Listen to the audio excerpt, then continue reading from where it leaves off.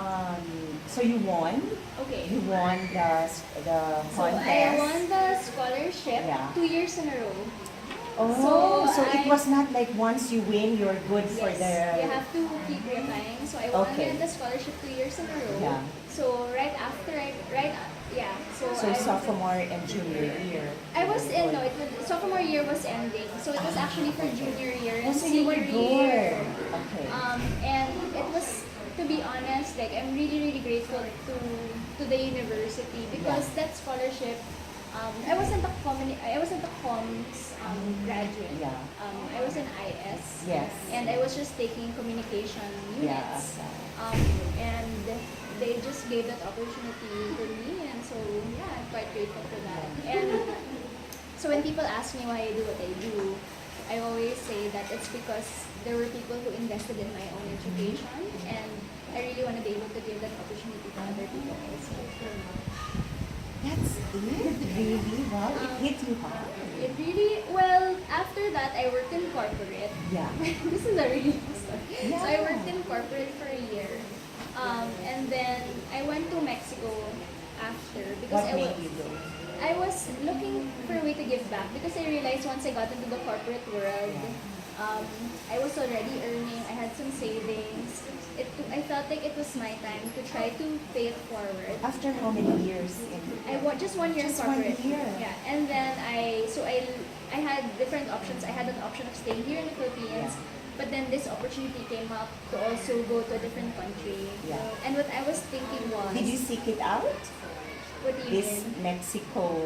It just the opportunity just came up, and I chose Mexico because I have, you know how sometimes like when people know you, your Yeah. impact is not as great because they know your past, they know Yeah. where you're from. So I Yeah. said I'll choose the international opportunity Yeah. because one, it's really going to be just me and an opportunity also to grow, to Yeah. be sent to a country. I don't speak the language. I took Spanish units, but that does Nobody not work. does. Yeah. Yeah. Does not work. Nobody comes out of it Yeah. speaking Right. Spanish. So and then second, I felt like maybe they see someone from a different country that Yeah. could also have a great impact, and that's true. So I got sent to Central Mexico, Yeah. and that's where I first encountered the Mano Amiga model. And as I was sharing earlier, what I love about Mano Amiga is that when you look at the kids, Yeah. you won't think they come from a poor family. Yeah. And I love that because it's like giving the poor back their dignity. Yes. And to me, that's very important. Yeah. And so I fell in love with the school model. I made a joke. I said, hey, if ever you decide to bring this to the Philippines, give me a call. Uh-huh. And they did after 8 months of working here. And that's why I stopped So making you were jokes. in Mexico. Okay. You I don't were make in jokes Mexico anymore. for how long? I was in Mexico for a year and 2 months. I came back to the Philippines. And then 8 months later, they called you. Yeah, so I was here, I started working for your agency. I still didn't get into journalism. Yeah. And the reason why I said yes to the opportunity actually was because when I was working in PR, Yeah. I had one of those nights wherein I needed to launch this product.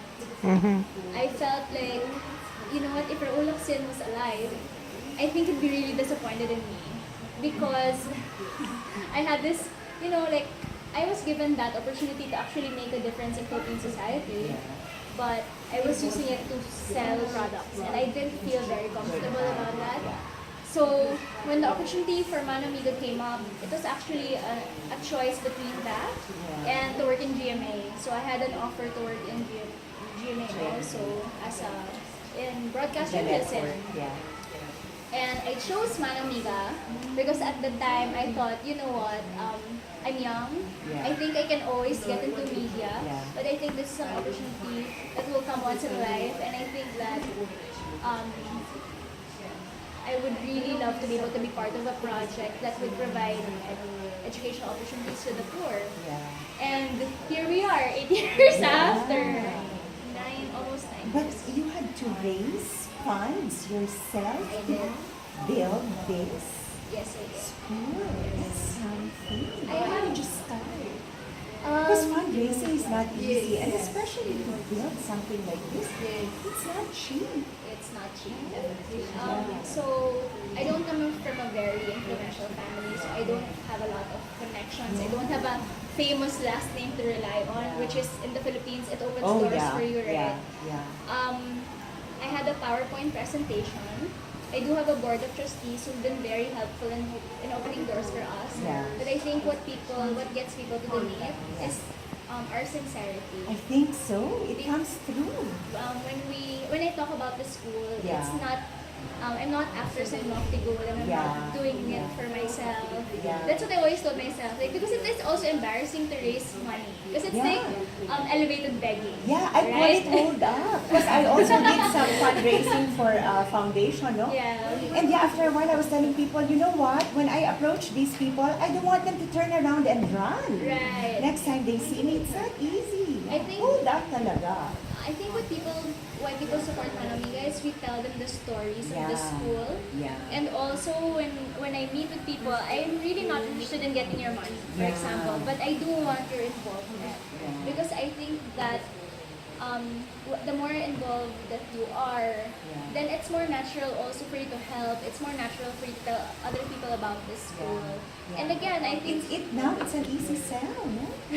I mean, for Carissa, she just mentioned it to me and I said, I'm in. yeah. Yeah.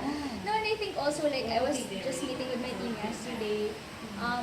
People see your intentions. Yeah. And Yeah. when you talk about the school, and I actually just wanted them to just spend the morning and talk to the kids, Yeah. meet with them, talk to the parents, try to understand what sets Mano Amiga apart from other schools.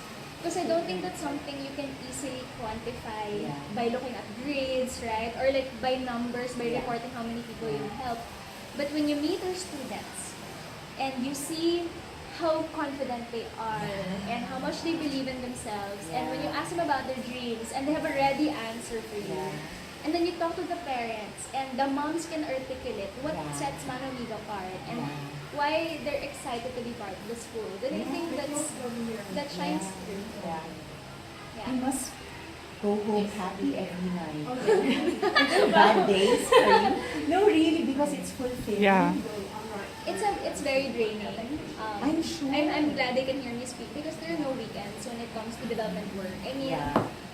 like I was telling them, if we don't meet our targets, for other companies, it's just sales targets. But for us, it means there are Right. kids who won't be able to go to Yeah. school. We might not be Yeah. able to pay our It own changes salaries. the trajectory of It's very kids and their tiring. families, Definitely, yeah. it's very tiring. But But also a nice the kind emotional of fulfillment. pagod. Yes. I know. The emotional fulfillment is Yeah. there. I mean, I don't think I'm gonna have a midlife crisis. Yeah. Wondering what my purpose in Guess life what is. I'm in now?